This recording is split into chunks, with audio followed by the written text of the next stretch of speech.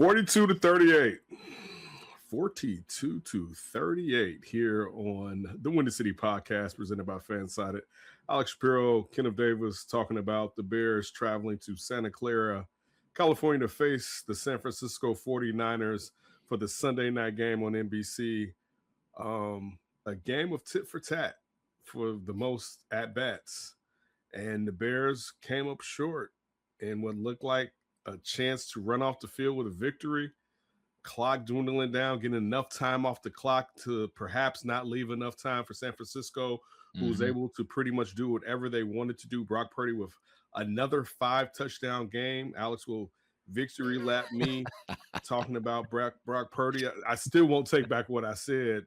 If you get the spirit of what I meant about Brock Purdy, it's definitely not that he's bad. It's just that I wouldn't want to pay him. I'll take the victory lap. I'll take the victory lap in a few weeks potentially, because the 49ers are one win away from just they're not winning the Super Bowl. Playing in San Francisco the rest of the year. Yeah, they're not winning. They're not winning the Super Bowl. I mean, if you really look at it, the other two teams in the NFC West are better than they are on both sides of the ball, or particularly defensively is what I should say. Yeah. They're better than them defensively, and depending on if George Kittle is healthy, they're better than them when it comes to having more than just a running back. And Tongs did a phenomenal job. Tonges, thank you, Tonges. I remember when Tonges was here. Tonges did a phenomenal job. Again, a great game by Kyle Shanahan and Robert Saleh. I don't know if I said Staley was the defensive coordinator. We talked the pre-show. Confusing one of their other past defensive coordinators that went on to be the Chargers head coach before Jim Harbaugh took the job.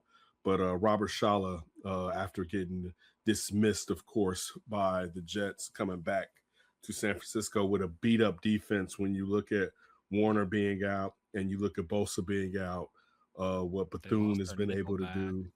They've been back in this game. Yeah, so listen. Definitely a barometer. We found out that offensively, I mean, they got 38 points. All right. Like, if we're going to look on the best part of it, they were able to keep scoring with a team that was able to just score at will almost on them. And usually in the past, this game probably would have been like 28-42, if that. This game would have been 55-16. You're probably right, because there would have been like 6 Bears 3-and-outs and a couple of takeaways that led to easy 49ers points. And even with the 3-and-outs, particularly early, you didn't feel like they were out of it. But then you saw them being able to kind of figure out, kind of like a boxer, kind of like Floyd in the first couple of rounds, where it was like, you better get him because he's getting the distance together or whatever. Right. Caleb had a good game this game. Caleb was 25 for 42 for 330 yards, 2 TDs, and a passer rating of 100. Just on the flip side, to give Brock Purdy his pops, 24-35 for 303 yards, 3 TDs, 1 interception for a passer rating of 118. But he also had 2 rushing touchdowns to go along with that. Caleb again, just juking every Bears defender out of their shoes. Oh, yeah, nasty! Goodness, the dances he was doing in the backfield, the reads, the pulls, and the reads. We're gonna have to talk sweat on skates, doing the reads. Not the Tez effect. We're gonna have some discussions about age at one point on this team's defense. With some of the things that we've talked about with next year. Age is going to have to come into the forefront of when is Father Time going to hit. And it's not necessarily let players go, but what players can necessarily do. But I want to get to the last play of the game and your thoughts, Alex. Caleb Williams, I think the first guy you had to throw the ball to was DeAndre Swift. Yep. It looked like it looked like he was kind of not looking his way and that maybe he was his check down. I watched the play a few times. I agree with you entirely. If he checks down and gets the ball to Swift right away, I mean, right away, he's got a chance to score. So I agree with you there. But after that, after he misses that moment, because it looks like he kind of looks off right as Swift starts to look for the ball. Um, yeah, there's maybe an opportunity for Colson Loveland. Maybe, but There's an opportunity for Jade Walker, but hats off to the 49ers for defending for the first time all game. Once he ran in that back corner, it was like, oh, so the game's over right now, right? Except Caleb Williams has pulled crazier rabbits out of his hat. Yeah, but you knew again, and he has in this situation, but condensed field, the rhythm is off. The thing was that he had a predetermined spin basically out of that play. And this is the problem with having a quarterback that can do freaky things where he's like, I'm gonna go into the phone booth. And it's like, wait, no, Superman.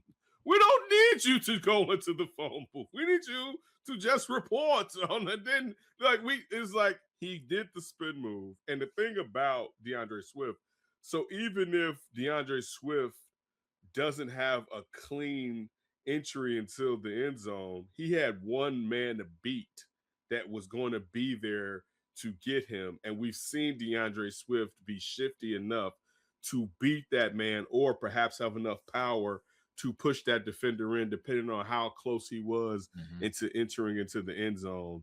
And this guy was like running from across the middle of the field. That was the thing. That's where the angle. That's where he would have had the advantage of his shiftiness to a stop. Oh, and again, this is us sitting at home, but it's facts. Again, it's not a knock. This isn't like a Caleb. This is the growing stages. But this, I won't say it was frustrating because like this was the game, and this is why Alex on the preview show when we were talking, I was like looking over this game. No, because this was the problem with the 49ers, and we talked about Christian McCaffrey being able to basically do this, right? I mean, he rushed, and I know he had lost yards, but for the first time in his career, he rushed for 100 yards in the first half. I would have never thought Christian McCaffrey hadn't rushed for 100 yards in the first half. He had 100 yards in the first half. Yes, and then he lost like 3 yards after getting it. But as prolific as his career has been, I would have thought he'd done that at least once or twice in the past or whatever. But the fact that Christian McCaffrey was able to do whatever he likes, and I want to say this too. The thing, Christian McCaffrey is fast, shifty, and powerful, and well skilled.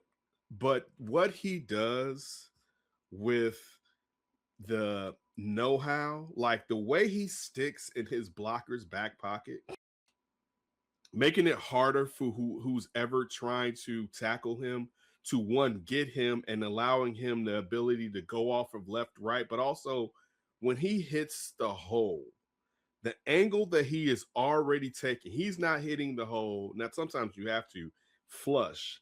He's hitting it at an angle which makes a shorter space longer when it comes to the defender trying to get to him. There were some runs, if you go back and you look at how wide he was coming out of the hole, it was making it so much difficult for the DB or linebacker. And that's just smart. Outside of being shifty and fast, the stuff that he does aids him too. And it would be better to watch if he wasn't playing the team that I have an affinity for. But man, to see them go up and down the field and the Bears to be able to do little was frustrating. But again, Caleb had a good game. Luther Burden coming out party. New career high for Luther Burden. His previous high was like 101 yards or something. 138 yards for Luther Burden. Career high. Looks like he got hurt that last play of the game. Yes, it did. Yes, that's going to be something we're going to have to monitor because what a blow that would be. This team has already been playing without Rome Odunze, who just cannot. And without Luther some games. And without, yes, he's missed some time too. But, DJ Moore ill. Rome Odunze still nursing the foot. Luther Burden just. And I'm sorry, go ahead. He really stepped up when this team absolutely needed him, and they're going to need more of him as these games get more and more serious as December turns to January. So if he misses time, that will be a big blow to this Bears offense because he is coming on right exactly when this team needs him. Speed and quickness is a gear that I don't even know if we've seen the fastest gear from him in that. Because there was one, it was the first one. He did the shifty stuff later, but there was one time he on the right side turned and went up the sideline. And on my television screen, how fast those pixels were moving. I was like, whoa, you know what I'm saying? Like that it was the acceleration that he had after that. Man, he stepped up. Colston had a good game. Both of them had costly drops. Colston Loveland, 10 targets, 6 receptions, 94 yards, 1 TD. Ruth the Burden with 1 TD. Both almost with the same long, 35 and 36. Burden for 35. 36 for Colston Loveland. Burden also 9 targets for 8 receptions. He only had that one drop. Think about that. That one costly drop. Man, both of those players played. So Colston to be able to get that catch to convert that 4th down when they needed it. I mean, your thoughts on the last series? They were in a situation where they couldn't really run the ball because of the clock situation and the timeouts, even though that's benefited them. But man, to come down to this game right here against the 49ers and almost be able to have the same magic that you've had all year. You, prior to us coming on, was like, this team is different. So right there, Alex, what were you specifically saying before we came on when you meant that this team was different? I mean, when's the last time you saw the Chicago Bears go toe-to-toe with, I think, a legit playoff contender? Like, yes, you could argue that the Seahawks, the Rams are maybe more complete. That NFC West is so good, though. And, like, the Niners are good, and Kyle Shanahan showed you why he is still a masterclass offensive play caller, offensive play designer. I mean, he had the Bears in absolute hell in that game. Like, Christian McCaffrey is a phenomenal player, but the motions, the window dressing, the blocking schemes, like Kyle the stuff Shanahan they see in practice, deeply in his bag. He was deeply in his bag today. The stuff they see. I mean, again, I'm not saying it's exactly the same, but the thing was the master and the Padawan. Well, they weren't going head to head, but you saw the master say, "Let me show you." Yeah. Let me. So this is a legit team, and this was like a legit playoff atmosphere type game. The Bears had everything to play for. Number 1 seed on the line. The 49ers also have everything to play for. Number 1 seed on the line. And again, like, this just didn't feel like a game that the Bears would even have a hope of participating in the past, even in the same scenario, even if the Bears were playing for a 1 seed, just the way the Niners were executing on offense. Like, it's another kind of growth point, development point for this team as this year has gone on, because for so long it was the defense carrying the offense, and the offense was sputtering, and the offense couldn't figure it out. I mean, even the Packers game, the offense was struggling until like the very end. This time, okay, the Bears are struggling early on, but they figured it out really quickly, and then they were clicking. Yeah. Caleb Williams just continues to blow me away, to be quite honest. And I know we have gushed a lot about Caleb Williams on this podcast, but the throws that this dude makes, and yes, I know he's missing some layups, and he's missing some throws that you would expect him to hit. But you watch quarterback play across the league, like everybody misses throws. Nobody is 100. Nobody is hitting 40 of 40 passes. Nobody's hitting 38 of 40 passes. Nobody's hitting 35 of 40. You know what I mean? Like 70% completion percentages is what we're going for here. That is the standard. So does he miss throws? Yes. But I think it's a little nitpicky when he does, I mean, just outrageous throws. The throw to Colston Loveland, you mentioned the fourth down throw, good throw. The throw to Colston Loveland, the little Free kind of like play. up and out, not even the free play. We'll get to the Okay, free play. I'll I'm save talking that. about the I'll up get and to out that. earlier. Okay. The up and out where Colston Loveland kind of goes in, and it's like a bit of a double move. It's a dot. It's perfect. It's like a truly perfect throw.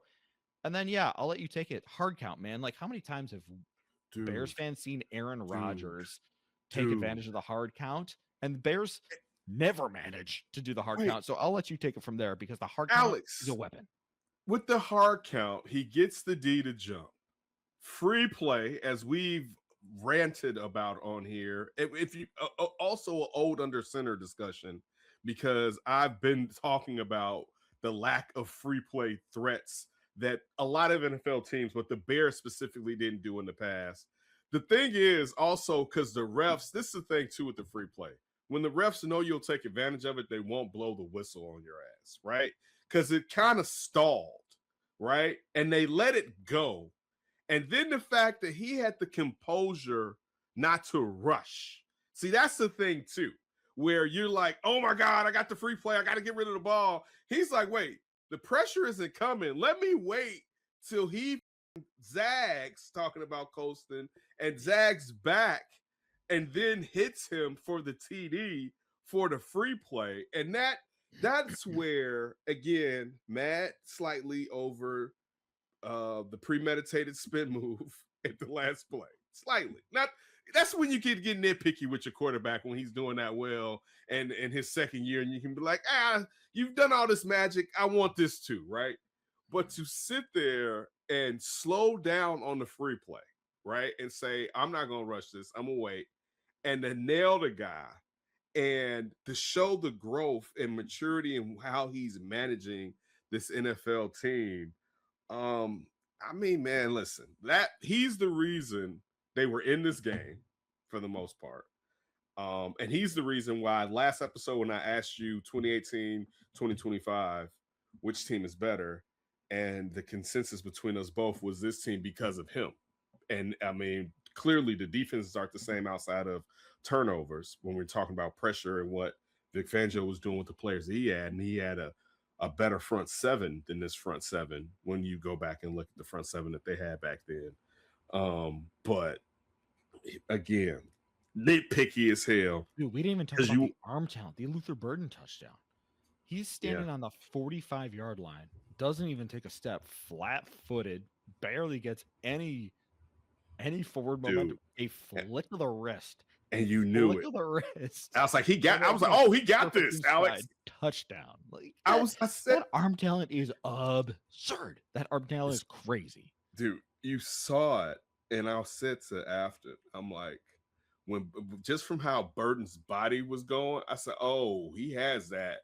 Because the lean, it was just going to be a drop. That was the only thing that he couldn't. But like you said, the flick of the wrist to be able to pull it off. I mean, dude, he went in a shootout with one of the best offenses, with one of the better quarterbacks in the league, all right, who put up Brock Purdy put up 5 TDs against him, all right?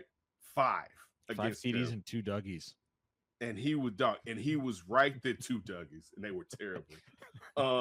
It was soulless. But he was still there staring him down. This young quarterback getting a lesson from the seasoned quarterback. You know what I'm saying? On how to exploit maneuvering the pocket and taking advantage. Because it was one thing, and I will say that what's his name? Collinsworth mentioned was Caleb. Go back to the Ravens game and go back to who was it after the Ravens game that they played? They played I think it was the Giants. Was Jackson Dart the next game, or was it 2 games later? Or was it the Bengals? Or was the Bengals right before? I think the Bengals were after. I feel like. I feel like it was right after. It was the Bengals right after. All right. And the reason that I bring it up was how the Bears were exploited from quarterbacks running up between the guards at that point. Mm-hmm. And one thing that Collinsworth pointed out was Caleb right now likes to run out the back, basically. All right. And sometimes he runs up, but he usually doesn't run through the guards. And that provides the defense an added ability because they don't have to expect, particularly if you're the linebackers up the middle, for him to sit there. And if they're playing man to man, he can run up their backside, basically, like we saw Huntley do and we saw like Dart do. And if we saw a couple other quarterbacks that were somewhat did a little bit. Yeah, Malik Willis definitely did. And that part where he has to grow and taking advantage of his speed, because right now his speed is only used on the outside compared to what he can do if there are draw. And now I don't mean it like it's a real draw as much as it looks like that because the guys are bailing on him and maybe no one is spying on him when it comes to the linebackers or whatever. But again, to sit there and to take this game with neither defense is playing well, but the Bears defense definitely showed their vulnerabilities from everything that we talked about with pressure. But also there was some age there, but I don't want to jump into the defense just yet. Was there anything else offensively that stuck out to you want to go over? Yeah, I was a little bit surprised with the run pass split, especially early. I don't have the legit numbers in front of me right now, but it felt like by the time the Bears had run the ball 10 times or 15 times, they'd already thrown it 25 times. And I think we saw that a few times. The first drive where they get 8 and then don't run it a couple times. There was another opportunity they got in the, I think, goal to go situation, and they just didn't run the football. Where this was the one opportunity we've been very complimentary of Ben Johnson and him staying really dedicated to the run game. This was the one game where, and I don't know the game plan. I don't know what the looks are. I don't know any of that stuff where it's, we've just watched this on television for the first time, but this was the one where I was like, maybe could have had a few more designed runs by the end of the game. And I know it's a little bit skewed because the Bears had to throw the ball a lot at the very end.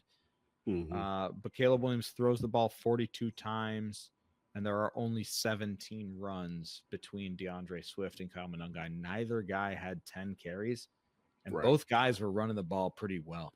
DeAndre Swift, he had the long of 22, which pushes it up, but DeAndre Swift had some solid runs. He had the 22-yarder. Kyle Monangai had an 18-yarder.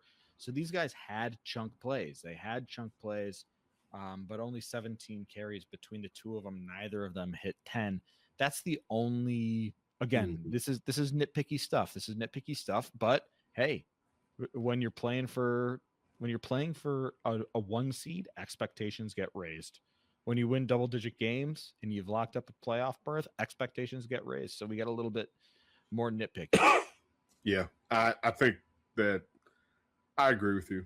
They definitely could have run the ball or tried to run the ball more to see if they could have stressed the defense. That's something that they will have to look at, as far as watching the tape. And I have to see again, depending on the situation. Because there were some times where it was situational running where it wasn't consistently like they were beating them. There were some series that they were able to do that. But there were also times where the 49ers were in the backfield and stopped them too. But again, it doesn't mean, and we talked about this, that you abandon the run. Because I mean, again, when you're talking about maintaining the clock and what you need to do to keep that offense off the damn field, what they were able to do to you, it would have been interesting if you had at least 7 more rushing attempts.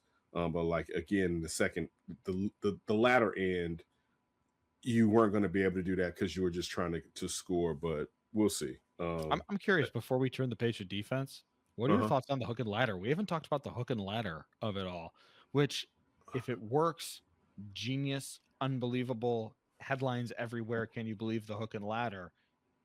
But it in the end kind of doomed them. I'm curious your thoughts on that play right there in that situation. I've been seeing it so often lately, the last 2 months. Not to say they don't do it anyway, but like you can tell, like with the NFL and these last second type of maneuvers. I feel like I've seen it 3 times in the last week and a half, perhaps. And I'm not. This is just facts. I'm not even lying. That to your point, taking more time off the clock then, and with what you could have been able to do, um, I think you have to go for it just in case. But my point to that is teams, and I'd say teams aren't prepared for it anyway, but I think teams are more prepared for it because we've seen it in these last second games. Like I really think that's the third time I've seen it within 2 weeks, right? And again, the other times they got more yards than that. Actually, well, I mean that the 49ers, to your credit, were very disciplined, or to your point, were very disciplined. They were there. They were all over it. I mean, DeAndre Swift had like 3 guys to beat, and they didn't have any more room. They're like, you're not crossing the goal line because what it did is that turned it into a 1 play left in this game scenario, where if they're taking shots at the end zone, now you got a few shots at the end zone, right? They probably could have taken a handful of throws, but since they're stopped short there, it necessarily makes it, hey, just 1 play left. So, I mean, it's another example of like Ben Johnson really rolling the dice, because if you get it, great, amazing, like awesome. But if you don't, you're down to 1 play. I'll say this. I'll give him props on this, and I'll use an earlier game for this. What do they say when you're on the road? Win the game, right? Go for it on the road. And I don't know if you saw the Bills game from earlier today. Where they went for 2. Yeah, exactly. The Bills were at home, and it was 12-13, right? And they sat there and they went for 2 instead of tying at home when the momentum was going their way. They hadn't and for anybody that had watched, it was 0-13 for majority for the last quarter or whatever of the game, right? And they sat there and went for it when they could have kicked the field goal and went into overtime at home. We know Bills Mafia and how, they get amped up. And again, I'm not saying you always have to do this, but to what we're taught and what we're told, you're at home. So again, with the hook and ladder with the Bears, they're on the road. Let's get this and get out of here. But like I said, I think it's the reason you brought it up. You're not catching anybody with that off guard right now during the season. You need to be like on the first couple of teams to do it during the season to really get away with it. But I think that was a great point that you hit with bringing that up, because those little things do matter. You know what I'm saying? They end up costing you, like you said, 2 more opportunities to perhaps throw into the end zone compared to just 1, right? If not, like you said, could have been perhaps 3. I don't know, man. Like it's not deflating at all because how well the offense was able to stay within the game. We're not going, they're too good for moral victories at this point. It would have been nice for them to beat the 49ers with a chance to have the bye week if Seattle lost to the 49ers next week. That right there with the Bears, even though I'll be honest with you, I don't even know if the Bears need a bye, because they kind of need to keep matriculating to a degree, even though health-wise it could have helped them. I mean, clearly, health-wise, Burden, we just mentioned, could be out. Rome is still out. They're all sick, man. Just let them sleep on the couch and drink OJ for a week. Come on. Right. So, but yeah, man. Man, that one right there. That one got away. And again, the 49ers and the Bears, like historically, these type of situations. And I mean, in a good way, it's good that the 49ers have been good, but the Bears are good enough to kind of chase them down and almost pulled it off, but they weren't able to pull it. It was kind of similar to the Green Bay game, except there wasn't a turnover at the end of the game that cost them It was just their inability to score. All right, now that we're To talking Green Bay at home 49ers. game. Go ahead. Yeah. No, now that we're kind of talking about this, I have another wild and wacky question for you. Go ahead. Kenneth Davis, what would you prefer? The Bears win next week, lock up the 2 seed, and host the Green Bay Packers at Soldier Field in the wild card round, or the Bears lose, the Eagles win. The Bears now fall to 3, and based on all of the crazy stuff in the NFC West, because that 6 seed could be 3 different NFC West teams, the Bears are now hosting the San Francisco 49ers again for a rematch. I would definitely say Bears. Like we talked about this, Bears, Packers. Even though the problem is the pressure. Like if the Bears could just get, look, also, okay, I'll say that part. I'll get to that part yet. Bears, Packers, because I don't think the Packers can score the ball on the Bears like San Francisco can. Like they can't. Like Love isn't Brock Purdy at this point. And Jacobs definitely isn't. And Jacobs is a hell of a running back, but he's definitely not Christian McCaffrey. You know what I'm saying? Like, and that also mind you, George Kittle maybe has a chance to be out there. And I know it probably won't be the coming weeks, but Fred Warner doing media hinted that maybe he could return during the playoffs, right?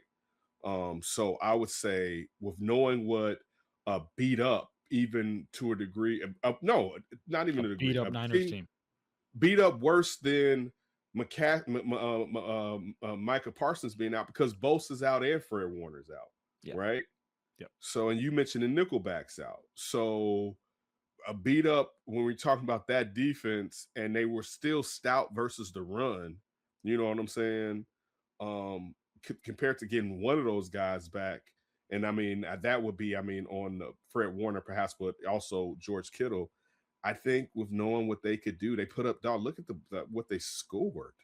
You know what I'm saying? Like put up a lot of points. Yeah, and now they've seen them up close, and that can help both teams.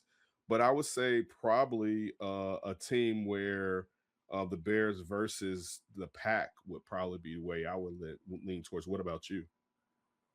Yeah, I think the Packers as well. And this is a deadly game people play, saying, "Oh, who would I as a fan rather my team face?" Oh man, when you start playing that game, it typically ends in despair. It typically ends in despair.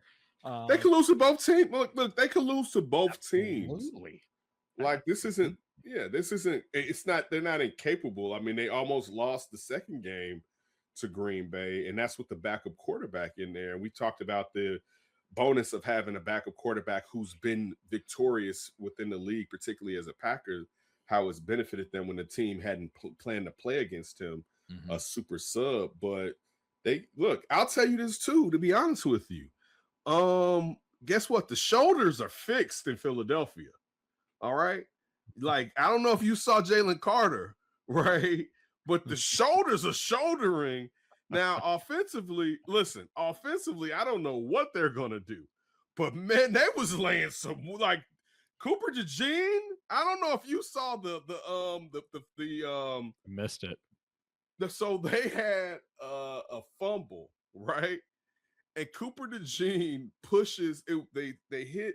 What ended up happening? Cook got hit low, the running back, and the ball came out. And another one of the offensive players was going for the ball, and Cooper DeJean pushed him out the club. Right? I can't remember if Cooper picked it up, but he pushed it. He was so smart he was just pushed the guy away from the ball or whatever. But point still being, Jalen Carter was doing the defensive tackles were doing their thing. All right.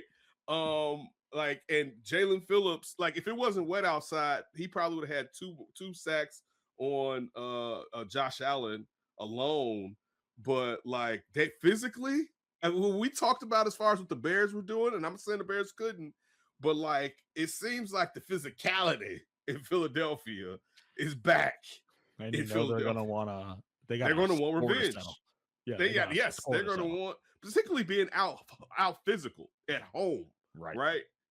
So again, like but I'll say this: with the Bears being able to put up 38 points on San Francisco.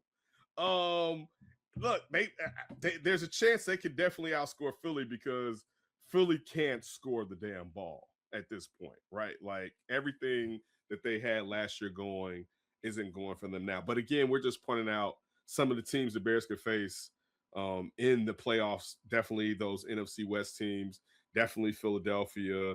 I'm not worried about Carolina if Carolina's in there. And again, this could just be me. Carolina could do something. I could be sitting here looking like the goofiest goofy in the city. But I feel like Carolina's beaten the Bears before as monster underdogs in the playoffs. Didn't Jake Delhomme have some? They weren't underdogs. They weren't underdogs. They then, weren't. No, they weren't. No, they weren't. Like no, that team because that team ended up making it. They didn't make it to the Super Bowl. They must at least made it to the. Wait, did they make it to the Super Bowl? They made. I don't know if they made it to. They were both 11-5. The Panthers right, but that won 29-21. Yeah, but you're talking about that was with Moosen and Steve Smith and like Jake Delhomme. That was like Jake Delhomme's best season, if not one of his top 3 seasons. And they either went deep. I think they went deep. They made a way to the NFC Championship game, but they were the better team at that point because of what they can do on offense. I mean, you had Luke Kuechly and Davis at the linebacker positions back then. Wait, wasn't Julius Peppers on the damn defensive line at that point? Like, let's see, I'm looking at the full box score. Steve Smith had a day. Moose Muhammad did not. Chris Harris led the team with 11 tackles. Lance Briggs, second with 9. Harris, Hunter Hilmar. What position did Chris Harris play? I am not seeing Julius Peppers. Okay. Oh, Julius Peppers was a Panther. That's what you're saying. He was on the pop. Yeah. Yes, I'm saying they had Julius Peppers and Luke Kuechly on their defense, not the Bears. No, I'm saying when you were saying the Bears were a favorite, I'm pointing out to you the Panthers. This was before Luke Kuechly. This was way. This was before Luke Kuechly. On the Panthers? Yeah. Who's the Panthers linebackers on this team? Man, I wouldn't be able to tell you. Mike Minter. What year is that? Mike Minter was a free safety. What year is it? I can't see the year where I'm at. I can figure it out in a second. It was the 2005 season. So it was 1 year before. 1 year before went to. 1 year before the Bears went to the Super Bowl. All right, hold on. So before you start saying I'm not afraid of the Carolina Panthers, this was a year in which the Bears were the 2 seed. They had a bye because the number 1 and the number 2 seed each had the bye. And the upset Carolina Panthers, the number 5 Carolina Panthers upset the New York Giants, and then they upset the Chicago Bears. And then the Panthers lost. I'm telling you, it wasn't an upset. Is what I'm trying to tell you. They had Dan Morgan as their middle linebacker. 5 seed over the 2 seed is an upset. No, look, because this is the thing. You're talking about. So this is the problem with younger Bears fans. Offensively, you have to remember, all right, the year that they went to the Super Bowl, you had Rex Grossman, right? Mm-hmm. And Rex got hot. Nobody knew that. So think about it. The year before, the offense, that was actually that may have been the year where Orton had to play as a rookie with no reps in the preseason, right? So remember Orton, who was supposed to be a Heisman candidate, but got hurt his last year at Purdue, got drafted later than what he would have been if he wasn't hurt. And Orton didn't get any reps, and Rex gets hurt during the preseason, and Orton has to play, and the offense isn't right because you have a rookie who had no reps playing. Point being, how the offense looked, you didn't expect what the Bears did the following year where Rex was hot for them to be able to do that. And now, mind you, I was an Orton guy, even though 10-5. 10-5 is a rookie starter. No, I agree. But see, this is the context is what matters when you're doing the face. The context is the offense still wasn't good enough. You're right. So, Because like Rex for instance, Grossman came in right at the end of the year, and the Bears so maybe for win the instance, Super Bowl if Kyle Howard still plays. Who knows? I don't know. Not me. But remember this, like, Brian Urlacher and them were upset over the trade for Cutler because they felt Orton had got to the point where he could hit some big plays but manage the game. Right. And that's how good the defense was, right? Like they were like, don't lose the game for us, man. No, but he could also make some like plays. You saw that when he got to Buffalo. Like Orton could make some plays, but he was like one of those guys where it's like, yo, I can keep you in the game and then I can make some plays too, right? Point still being why getting to that team with the Carolina Panthers then, and wait, I didn't see who the running back was. I wanted to see that part too. Sure. Who the damn look at us, the running back was. They had Deshaun Foster. No, they had Deshaun Foster and Stephen Davis at running back, right? So my point was their offense was really good, is what I'm trying to say. This is where Steve Smith is coming on and making his pull into, like, he didn't make it to the top 3 with Boston Owens at this point, but he's heading towards it. You know what I'm saying? Like he's starting to go there. Mooson was the guy, and I can't remember who the tight end was there, but Mooson was the guy. But you were sitting there, who are the tight ends on this team? Mooson Muhammad was a bear at this point. Mooson Muhammad was a bear at this point. So we have Ricky Pro as the opposite. Hey, you're throwing about 10 feet high. You give him a chance for a jump. All right, as I'm watching. Chris Collinsworth is like, hey, can we talk about the 2025 I'm Bears? sorry, yeah, we got off. That's on me. That's on me. Bears. Full accountability, coach. That's on me. All right. So, all right. Bring up Jake Delhomme again. So anyway, defensively, I got to get your thoughts on the defense today. Your guy, first of all, Austin Booker. We'll 94. Get to you later. 94. All right, 2 deflections and a sack. So pressures, showing the incompletion, big third down with the QB hit. Yes, dude. Austin Booker was a game wrecker, was the only game wrecker out there defensively, basically today. So shout out to the second-year player who's been injured this year, finally kind of getting his feet under him and having a game against the 49ers, even though Trent Williams was out. It would have been interesting if it was Trent Williams out there. But, hey, you got to play against who you're playing. And hey, take advantage of being out there against Pleasant, right, and make it unpleasant for Pleasant. But outside of that, man, defense, man, you had and I hate saying it because he's a player that I have an affinity for, but you had an aging Billings out there, as far as not cleaning up some plays. You had a costly penalty with CJ Gardner-Johnson that cost you.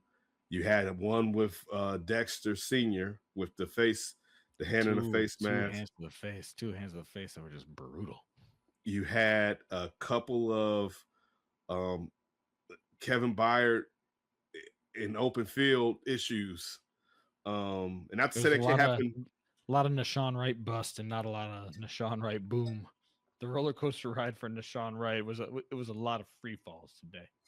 Yeah, and I mean, the reason why I'm bringing this up is we've talked a lot about maintaining some of these players, and there's going to have to be a happy mixture of who you're keeping with hoping you know what they're going to be next year, and who you may be letting go because you're looking at you may be able to improve with youth or pro personnel next year, because this defense is really, and you enlightened about it earlier, they were the reason they were here, but it's really holding them back. One is the front 7, and it's the front 4 down linemen, because the linebackers are doing a good job. I don't mean to take a shot at the linebackers, but it's the 4 down linemen, and then it's the injuries in the backfield and not knowing how Father Time may play a part in that backfield in the near future, but also how some guys' injuries may keep going down the line. You know, like you look at Kyler Gordon being out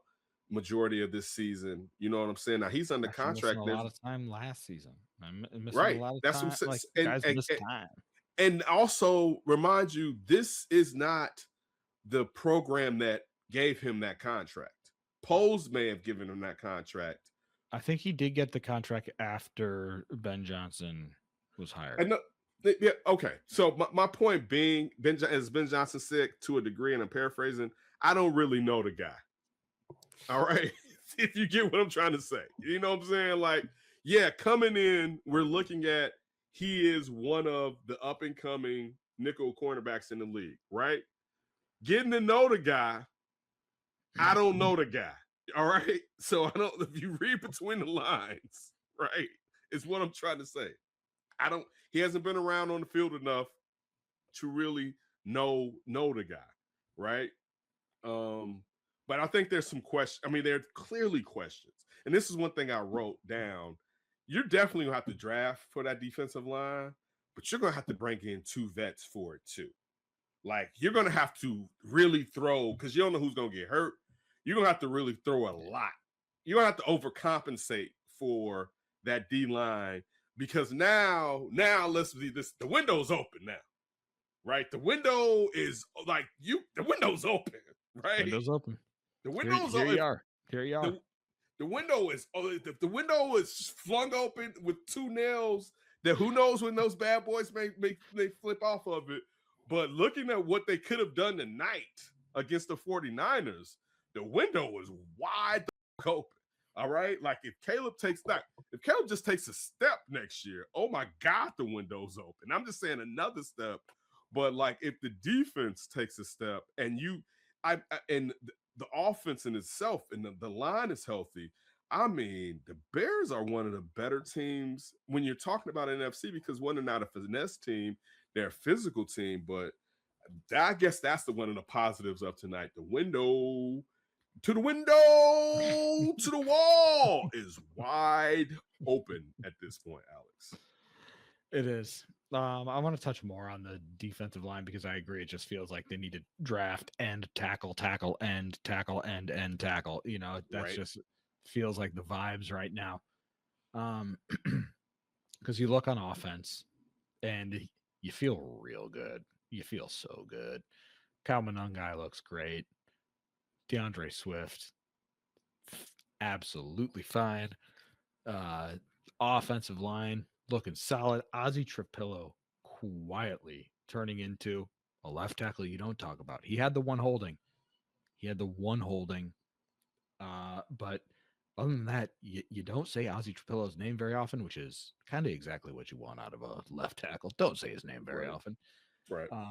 Luther Burden coming out party. Colston Loveland coming out party. Caleb Williams, Ben Johnson. We feel very good about the offense. So, as you said, invest in the defense, but then it's like, dang, they already kind of invested in Dayo Dangbo. And I think that is maybe an underrated shame about how this second half of this season has gone that we haven't talked about much since it happened. But Dayo Dangbo got hurt in that Bengals game, early November, right? That was early November. And the defense has like started to come along. It's played well, but they've come along. They've had these growth moments, even though this game was kind of fell apart, where it would just be really interesting to see, hey, how is Dayo Dangbo playing at this point in the season? Because this team is so much different from where they were 2 months ago. This team is so much different from where they were at the beginning of the year. I mean, it's like completely different, right? For me, I think the way we talked about this team really changed during that Eagles game, right?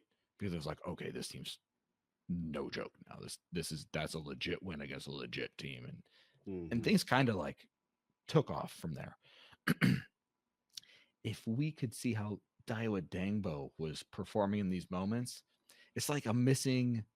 And we talk about it. I'm a Dayo guy from the early season, but I think I thought the first couple of games he flashed and setting the edge and pressures, not sacks.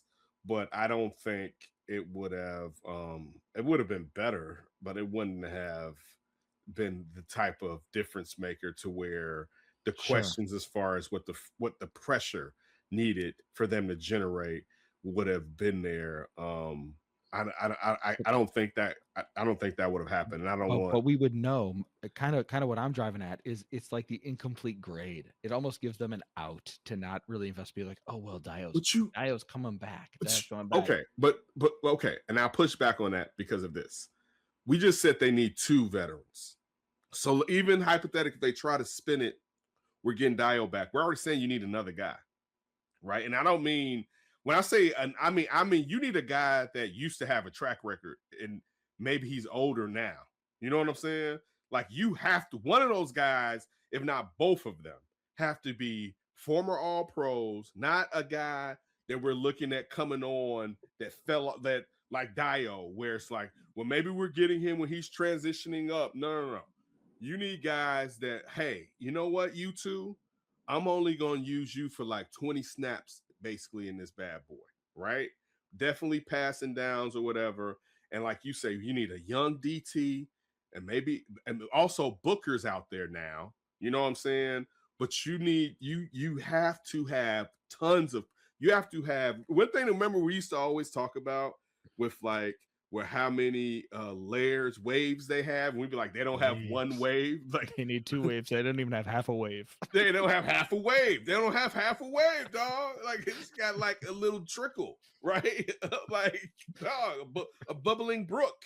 There's no waves out there, right? So like you have to, dog, you have to go hard with the pressure that you have to have coming in for next year because those guys are gonna get hurt. You already know they're gonna get hurt, and they can't be an excuse. You'll be like, you know what? We got 2 the guys that aren't number 1 anymore, but they're gonna be Hall of Fame jackets, but not in the Bears uniform. You need to really do Kevin that. Byards. You need more Kevin Byards. Yes, they hit with Kevin Byard. They nailed it with Kevin Byard. They got to do that again. I like that one. Listen, that's the way that I'm trying to say. Like, you need guys. You know, I don't know if it's Trey and another crazy vet, but and those rookies, because you need 2 defensive line high round rookies within the first 4 rounds. But you got to do that because now that's what this team is asking for. And the old stuff like, well, Dio's coming back. No, this because the window has never been open like this. Like you can't. This isn't a Dio open window. You know what I'm saying? Like that's not the window I'm talking about. That's a try hard. Like maybe no. This is a window. All right, like this is sealing the floor in this bad boy, right? And like this is nice, right? You flip the switch and you're outside. That's the type of window this is. All right. But anyway, anything else before we get? You got any game balls today? No, they lost. I definitely want to give Austin Booker a game ball. I want to give Austin Booker. I mean, I want to give. That was a nice game. Again, it wasn't Trent Williams, but you did what you had to do.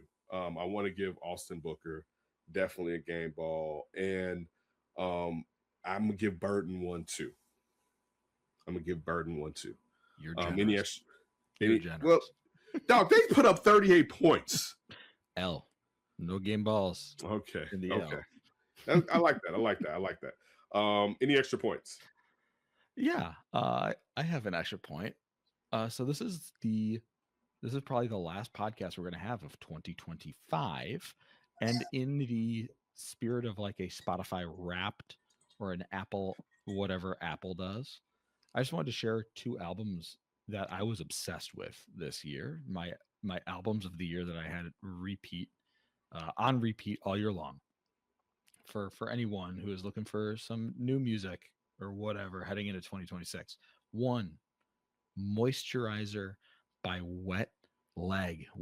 Phenomenal band that was kind of cynical, sardonic in their debut album. And their sophomore album was like, what happens when that cynical, sardonic band, that lead singer falls deeply, sincerely in love and is dealing with, oh my God, I'm deeply in love and it's completely changing my worldview. Really great music, really fun, really great stuff. Second, opposite end of the spectrum, really opposite end of the spectrum. Who Let the Dogs Out by the Lambrini Girls. And I think they mean it in the sense that the Baha Men, like the secret meaning of Who Let the Dogs Out, right? For those who don't know, I think word on the street is Who Let the Dogs Out is like about, hey, who let ugly women into the club? Kind of a nasty, awful message. Kind of a Really? nasty. Yeah, I never knew that. I'm pretty sure Who Let the Dogs Out is about like who let all these ugly women into the club. Wow. Do not condone that message. That also might not be true. That might be an urban legend that you hear on the playground. So it is in that sense of the phrase. Like, hey, we're ugly women and we got something to say. And boy, do these women got something to say. It is raw, visceral, feeling like punk rock. I'm not talking about pop punk.